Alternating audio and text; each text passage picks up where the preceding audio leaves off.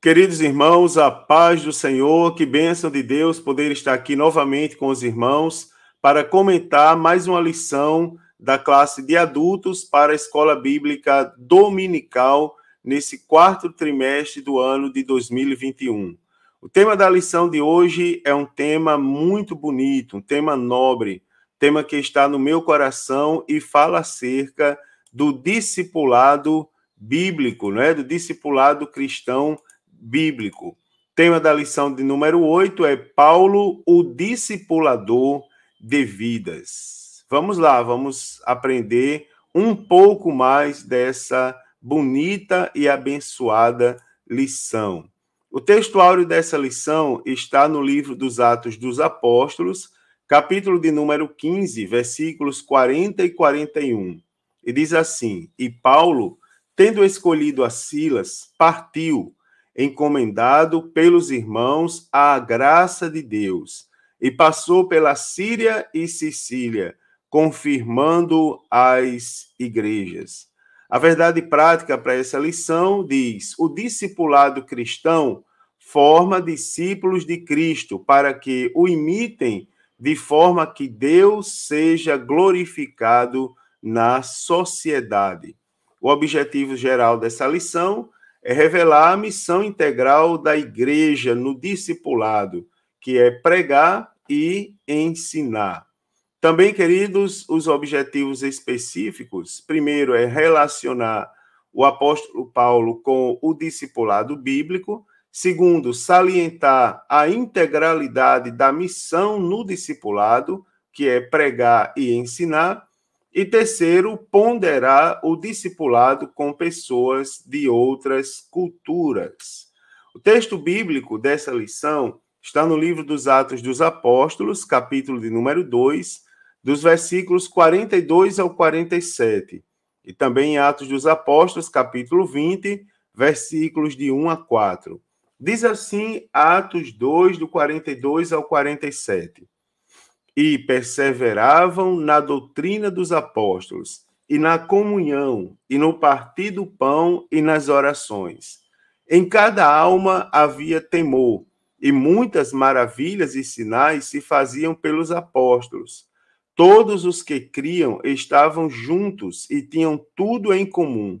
Vendiam suas propriedades e fazendas, e repartiam com todos, segundo cada um tinha necessidade.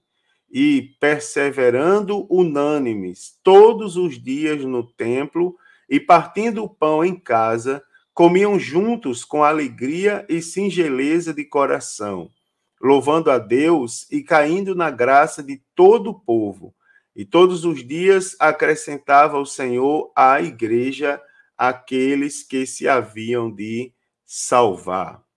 Amados, nessa lição, aliás, o Atos 20, de 1 a 4 também, diz assim: depois que cessou o alvoroço, Paulo chamou a si os discípulos e, abraçando-os, saiu para a Macedônia e, havendo andado por aquelas terras e exortando-os com muitas palavras, veio à Grécia, passando ali 3 meses, e sendo-lhes pelos judeus postas ciladas, como tivesse de navegar para a Síria, determinou voltar pela Macedônia e acompanhou até a Ásia Sópatro de Bereia e dos de Tessalônica Aristarco e Segundo, e Gaio de Derbe, e Timóteo, e dos da Ásia Tíquico e Trófimo.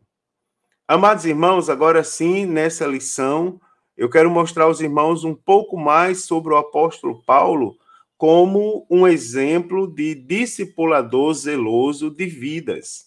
Também eu quero destacar com os irmãos que o discipulado é a missão integradora da igreja. E também relacionar, lógico, que à luz das escrituras sagradas, quais são as bases do autêntico discipulado cristão. Primeiro, irmãos, eu não poderia começar sem definir algumas palavras com os irmãos. Primeiro, a palavra discípulo. A palavra discípulo no latim significa aluno ou aprendiz. O termo hebraico é talmide, que vem de talmade, né? Que também significa aprender, conforme várias referências na Bíblia Sagrada no Antigo Testamento. A palavra grega correspondente, né, a talmide, é matetés, de onde se deriva a palavra que significa aprender. Então, embora o grupo dos 12 apóstolos seja denominado de discípulos, biblicamente, todo aquele que segue Jesus é também um discípulo. Não é? Se você olhar no livro dos Atos dos Apóstolos, comumente, quando o apóstolo Paulo chegava em determinados lugares, a Bíblia vai dizer que havia ali um grupo de discípulos, né? Que, na verdade, eram seguidores de Jesus, que já haviam em determinados lugares. O apóstolo Paulo, queridos, ele chega a dizer que o verdadeiro discípulo é aquele que tem a mente de Cristo.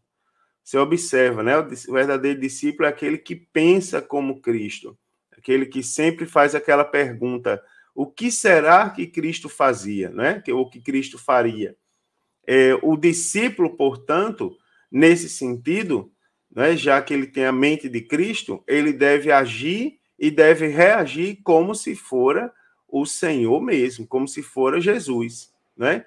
Então, a palavra discípulo está relacionado com a ideia de disciplina. E isso é muito instrutivo, porque, acima de tudo, os verdadeiros discípulos requerem disciplina. Mas por que disciplina? Vou explicar. Porque você imagina que para ser um discípulo autêntico, tem que obedecer a palavra de Deus, tem que seguir mandamentos, tem que estar de acordo com os estatutos do Senhor. Agora, a palavra discipulado. Discipulado tem origem na palavra latina discipulatus, né? É o trabalho cristão. Só uma observação dos irmãos é que cuidado com essa palavra trabalho. Eu vou mostrar aos irmãos no decorrer da lição que o discipulado, na verdade, biblicamente falando, é um mandamento do Senhor Jesus. A gente tem por costume chamar, e eu coloquei isso aqui de propósito, as coisas que a gente faz na igreja, a gente chama de trabalho. Agora a gente tem que tomar cuidado. Trabalho de evangelização, trabalho de discipulado, trabalho de oração. Isso é muito perigoso. Por quê? Eu vou lhe dizer, tenho muita preocupação com isso, principalmente quando eu falo sobre discipulado. Porque o trabalho, ele dá aquela ideia de você ter hora para começar e hora para terminar. O trabalho, em outras palavras, ele tem um expediente definido. O trabalho, ele tem uma rotina definida. O trabalho, ele tem características de trabalho. Quando eu me refiro à obra de Deus, particularmente ao discipulado, o discipulado não pode ser um trabalho porque ele não tem, primeiro, ele não tem hora para começar nem hora para terminar. Eu vou mostrar para os irmãos também mais à frente que o discipulado não é uma classe na escola dominical. O discipulado não é um encontro semanal.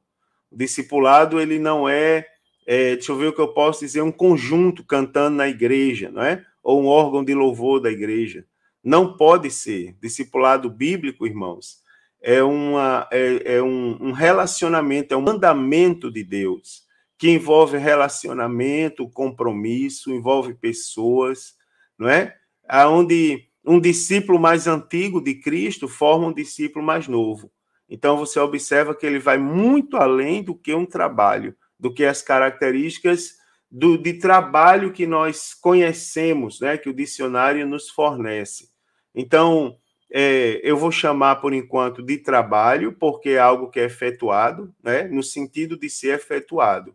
Então, digamos que é um mandamento cristão efetuado pelos membros da igreja, a fim de fazer novos crentes, crianças, sejam crianças, jovens ou adultos, né? Então, o objetivo do discipulado é fazer de novos crentes, independente da idade, autênticos cristãos, cujas vidas se assemelhem em palavras e obras ao ideal apresentado pelo Senhor Jesus Cristo. Então, isso aqui resume bem a finalidade do discipulado cristão bíblico, não é? Transformar novos crentes, independente da idade. Hoje eu acrescento também aqui os adolescentes, né? Porque já que a igreja está trabalhando essa faixa etária, então eu coloco aqui, fazer de novos crentes, sejam crianças, adolescentes, jovens e adultos, autênticos cristãos, né? Cujas vidas se assemelhem em palavras e obras ao ideal apresentado pelo Senhor Jesus Cristo.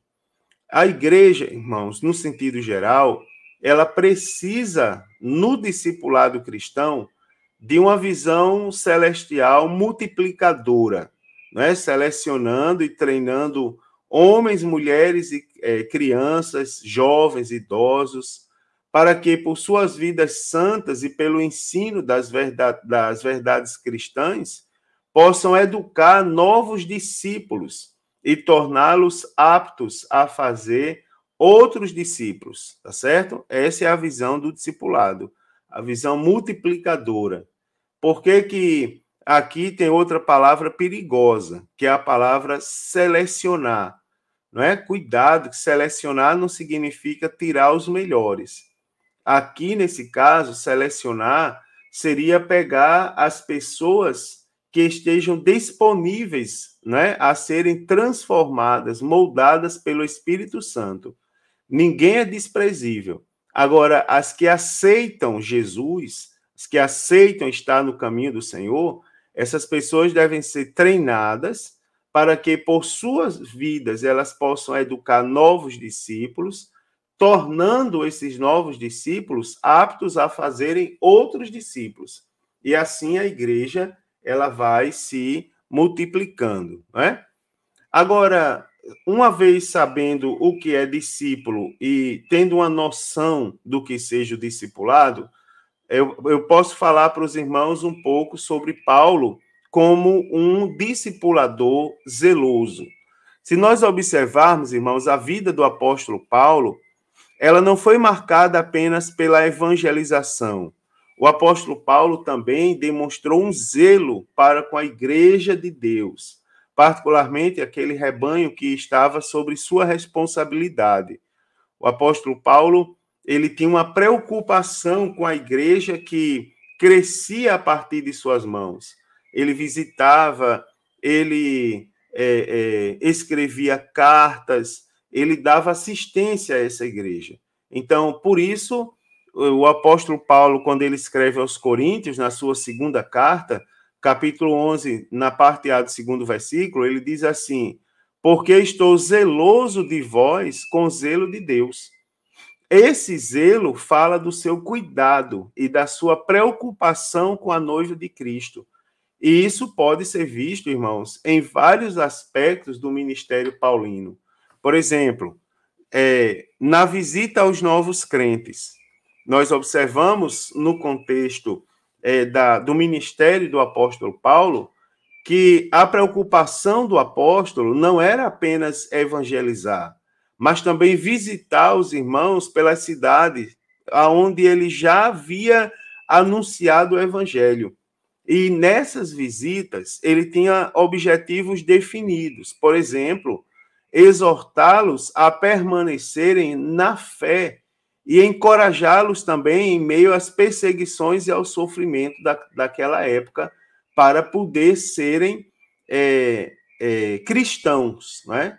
Eles eram perseguidos e o apóstolo Paulo visitava-os constantemente. Não é? Basicamente, irmãos, o que ainda se deve fazer no discipulado de hoje em dia. Não é? Cuidar dos novos crentes para eles permanecerem na fé e também encorajá-los para, frente aos desafios dos dias atuais e ao sofrimento imposto pela abertura dos olhos, a eles continuarem firmes na fé. Isso aqui é interessante, é um aspecto interessante do discipulado, é uma pergunta que comumente fazem para a gente. Por exemplo, para quem discipula, para a gente que eu digo para quem discipula. Os novos crentes geralmente chegam um momento onde eles sempre vão fazer a mesma pergunta, tipo, por que eu não sofria tanta perseguição o quanto eu estou sofrendo agora depois de ser crente? Por que eu não sofria tanto quanto eu estou sofrendo agora, depois que eu aceitei Jesus? Na verdade, a minha resposta sempre é a mesma. Você sempre sofreu. Você sempre foi perseguido. Você sempre esteve mergulhado no lamaçal do pecado. O problema é que lá no lamaçal do pecado, os seus olhos estavam vendados. E a Bíblia Sagrada nos ensina que ao aceitarmos Jesus, as escamas, elas caem dos nossos olhos. E depois que você aceita Jesus, as escamas caindo dos seus olhos, você observa a lama aonde você está mergulhado. E aí você se pergunta, por que que agora eu estou dentro da lama? Na verdade, você sempre esteve lá. Agora, Jesus abriu seus olhos espirituais e agora você tem a oportunidade de sair de dentro da lama. Então, essas visitas aos novos crentes, elas ensinam, na verdade, os novos crentes como saírem da lama, não é? Que seria exortá-los a permanecer na fé, encorajá-los em meio a perseguições e ao sofrimento que agora eles estão enxergando. Mas também o apóstolo Paulo, ele demonstrava disposição e dedicação pelas vidas. Foram inúmeras as vezes, né, que o apóstolo Paulo revelou profundo amor pelas almas, a ponto de abrir mão do seu bem-estar com a finalidade de ver os crentes crescerem na graça divina. Interessante uma observação aqui, é que o apóstolo Paulo ele não buscava benefícios pessoais, e não se negava pelo bem espiritual dos irmãos. Segundo aos Coríntios, capítulo 12, versículo 15, que é um versículo clássico da obra do discipulado, onde diz, eu, de muito boa vontade, gastarei e me deixarei gastar pelas vossas almas, ainda que, amando-vos cada vez mais, seja menos amado. Não é, irmãos? Eu costumo dizer nas palestras sobre o discipulado que se tem algo que o discipulado não acrescenta na nossa vida, é fama. Se você vir por aí um discipulador famoso, tem algum problema com ele. Porque o discipulado não produz fama, tá certo? O discipulado é ensinar a Bíblia, ensinar as pessoas a mudar de vida, sair do lamaçal do pecado, ela atrai para si rejeição, tá certo? Atrai para si uma certa antipatia por meio daquelas pessoas que não querem ter compromisso com Cristo. E, infelizmente, essas são a maioria. Irmãos, também no fato de deixar obreiros na cidade onde havia pregado. Então, após pregar o evangelho nas cidades, o apóstolo Paulo costumava deixar obreiros para cuidar do rebanho, como ele deixou Timóteo em Éfeso e também Tito em Creta, tá certo? Uma vez me perguntaram quando o discipulado termina. Eu digo, olha, só termina quando... o discipulado nunca termina. Agora, um ponto alto do discipulado é quando o discípulo está preparado para ser um obreiro da casa de Deus. E o apóstolo Paulo, ele exercitava bem isso. Nas cidades onde ele pregava, ele tinha o cuidado de formar obreiros e deixar lá, que também é uma atitude, uma característica típica de quem exercita o apostolado. Também o apóstolo Paulo escreveu cartas às igrejas. Ele procurava sempre se informar acerca das igrejas que ele havia estabelecido, né?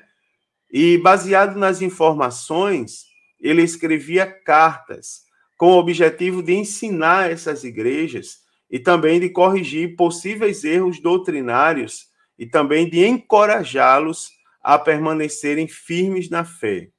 Então, mesmo quando estava preso, o apóstolo Paulo ele não perdia tempo, aproveitava a oportunidade para escrever e para enviar carta às igrejas. Irmãos, sabendo disso, eu posso falar com os irmãos também um pouco sobre o discipulado como a missão integradora da igreja.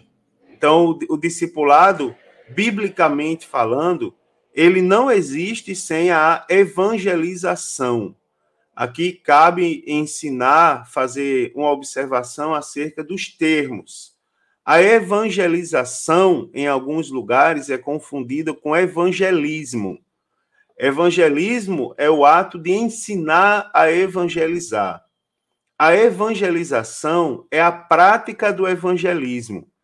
Comumente, numa igreja que entende a definição desses termos, por exemplo, no caso da nossa igreja, que é uma igreja departamentalizada, a Assembleia de Deus, a nossa Assembleia de Deus, então, geralmente, os departamentos gerais, eles são departamentos de evangelismo, tá certo? Porque eles ensinam, eles instruem como evangelizar.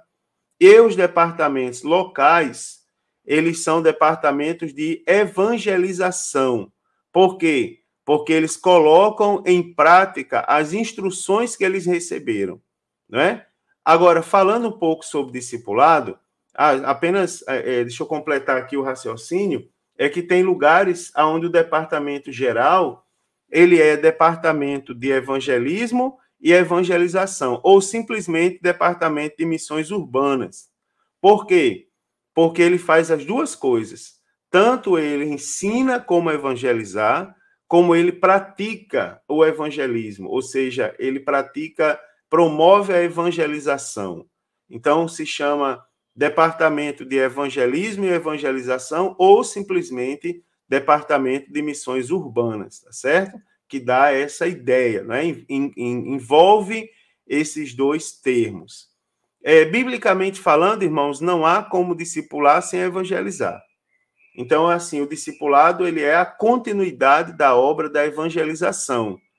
Às vezes, quando vamos discipular pessoas que ainda não são crentes, na verdade, primeiro nós temos que evangelizar aquelas pessoas, falar de Jesus para elas.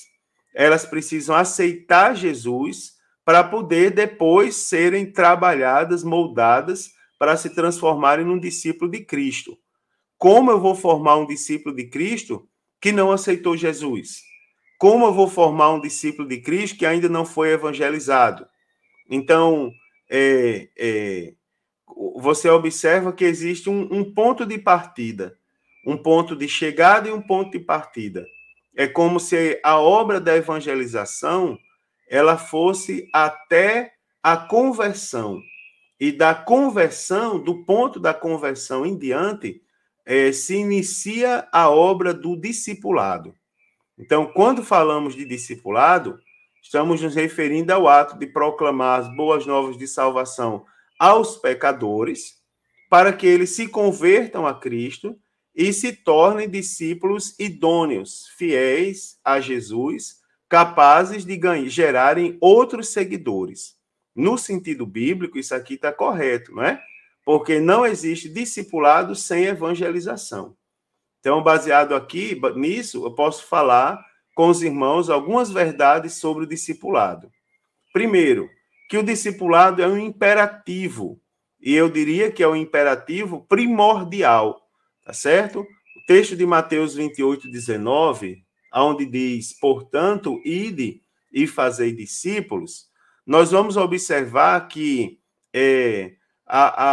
o fazer discípulo é o termo que predomina na frase, não é? Embora o id esteja presente, mas o fazer discípulo é o verbo principal, ou seja, é aquele verbo que se você tirar da frase, ele vai fazer falta.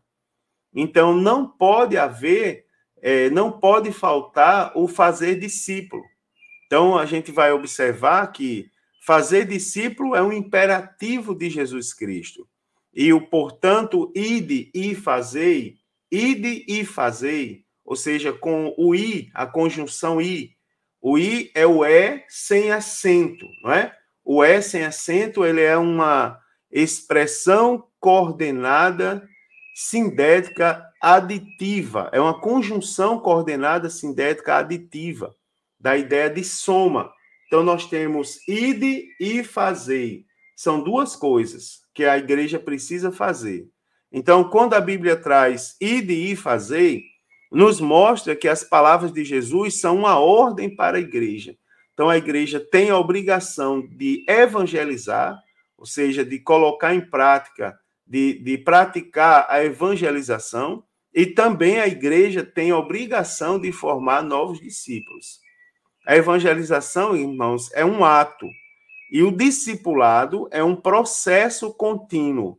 Isso aqui é uma coisa que vai longe. Por quê? No momento que nós compreendemos que o discipulado é um processo é um conjunto de fases que tem um objetivo definido.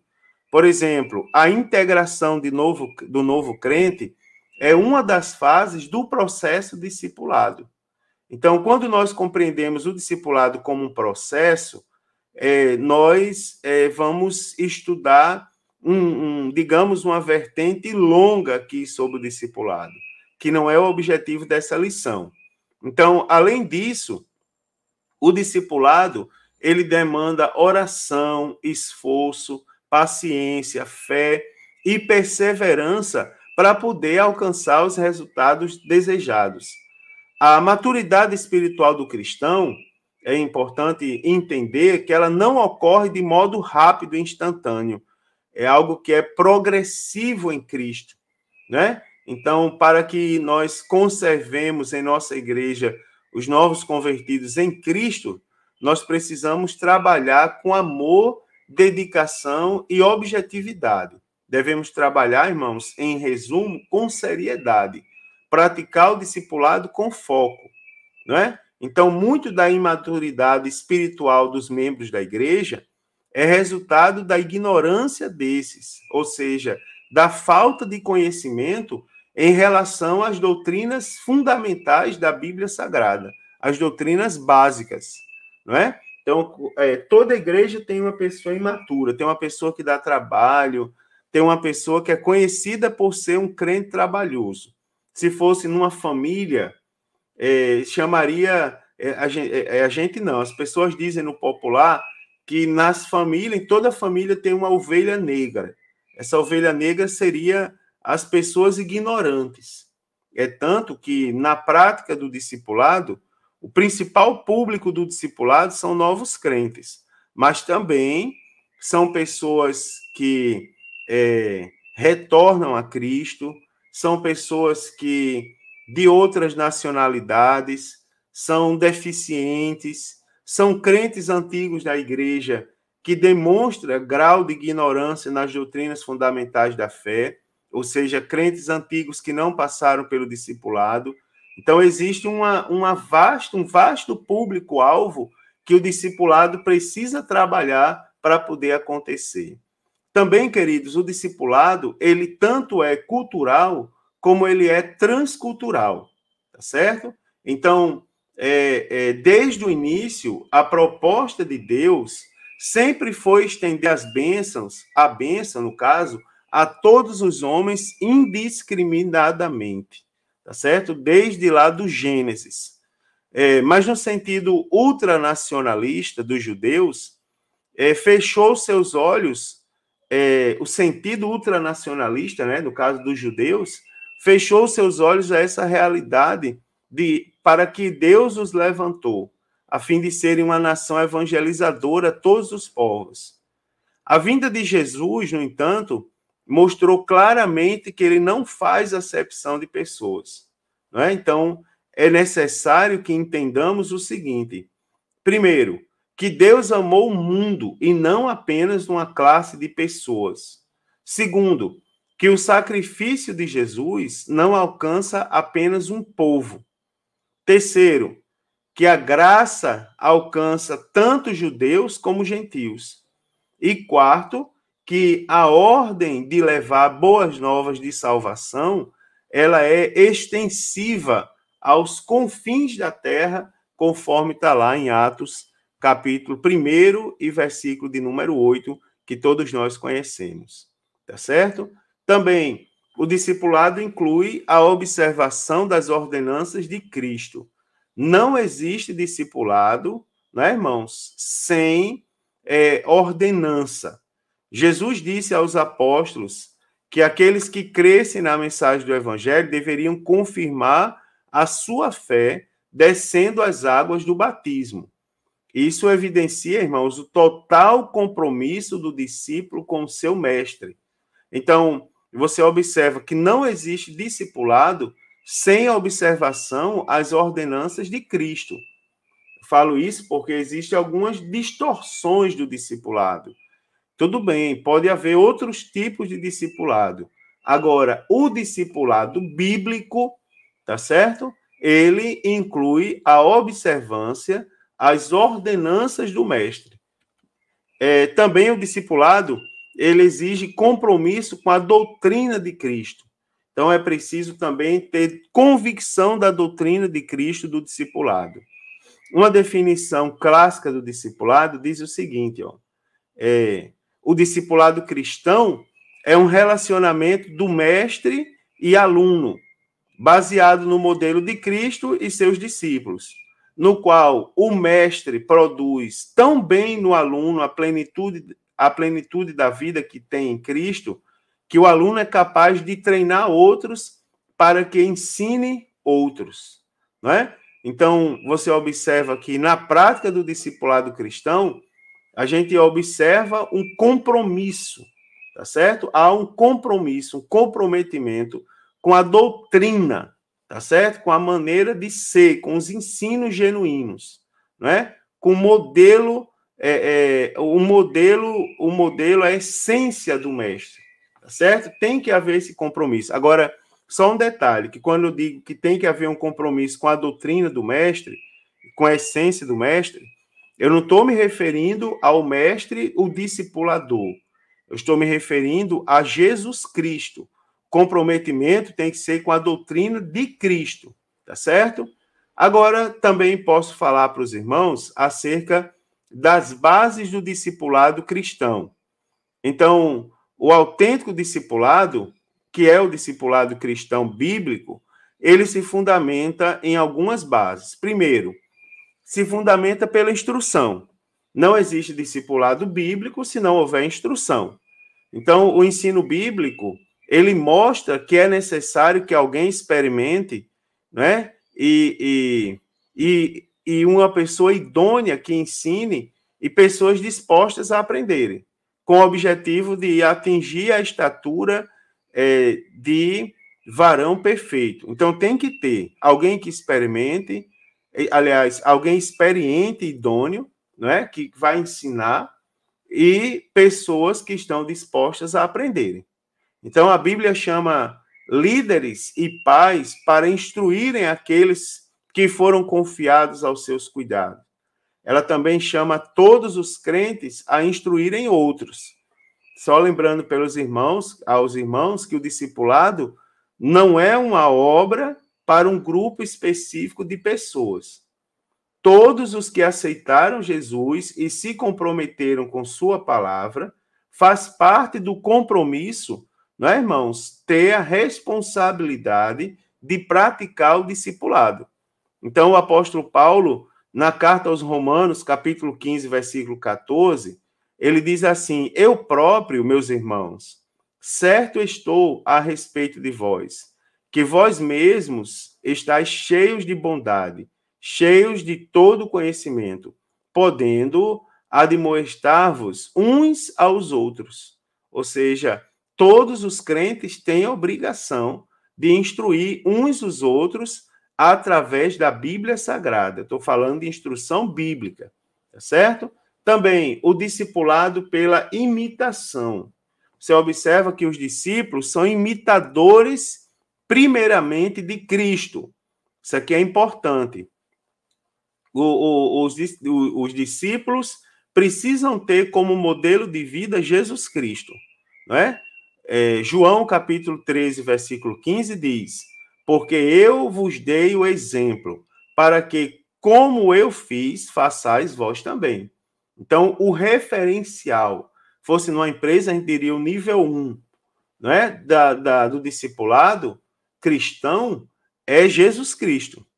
Agora, também, irmãos, como nós somos os discipuladores, é comum que todos nós tenhamos por referência servos de Deus, cuja conduta se assemelha a Cristo, tá certo? O apóstolo Paulo, na primeira carta aos Coríntios, capítulo 11, versículo 1, ele diz: sede meus imitadores, como também eu sou de Cristo.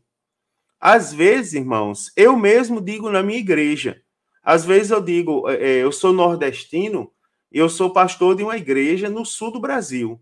Então, devido à diversidade cultural do nosso país, é comum as pessoas, às vezes, imitarem meu sotaque.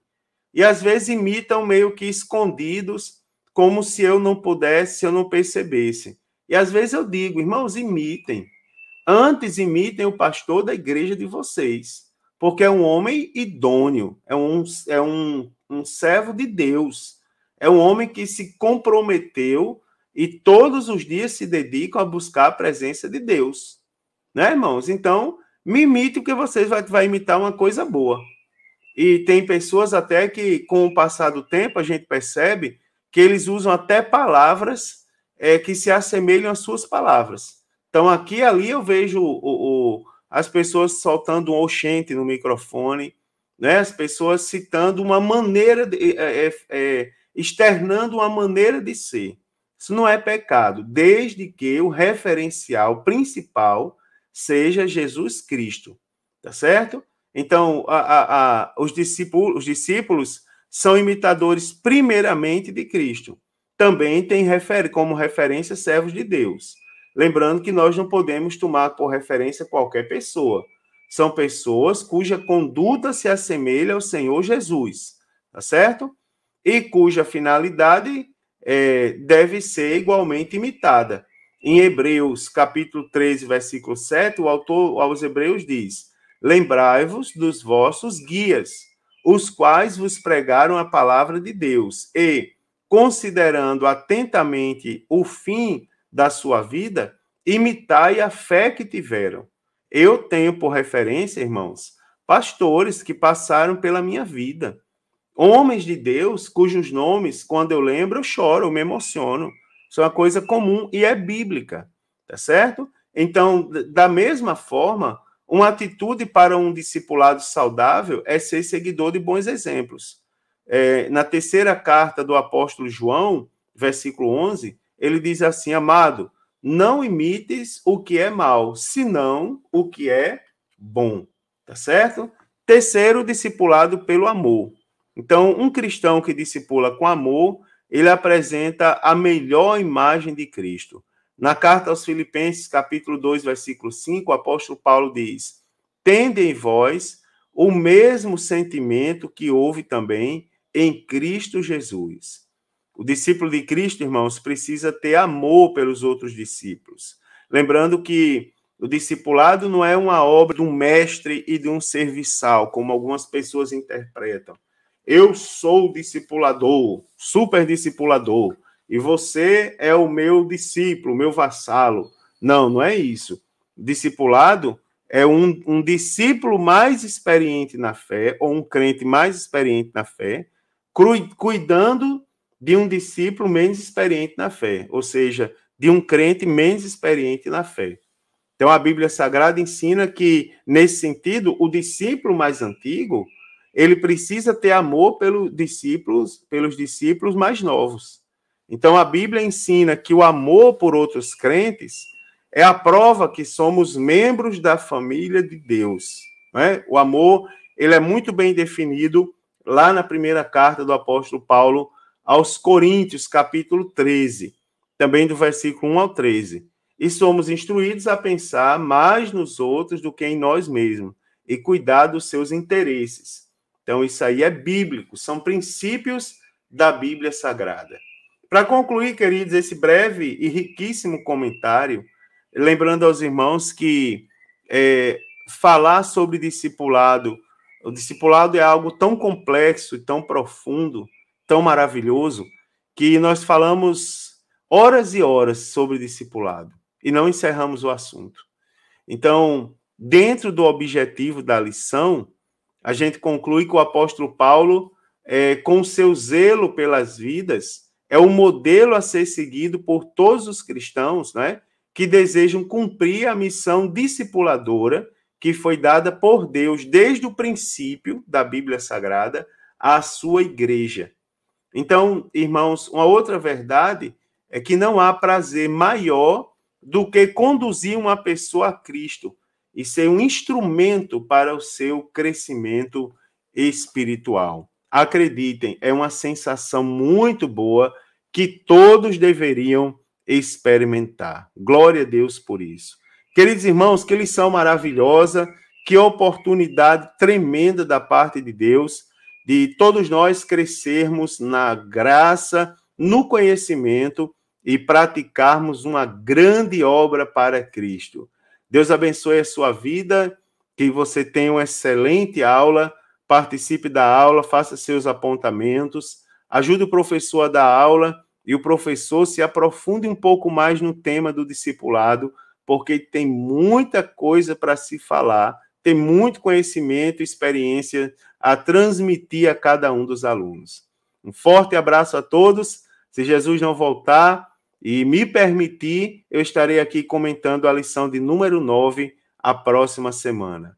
A paz do Senhor e uma excelente aula em nome de Jesus.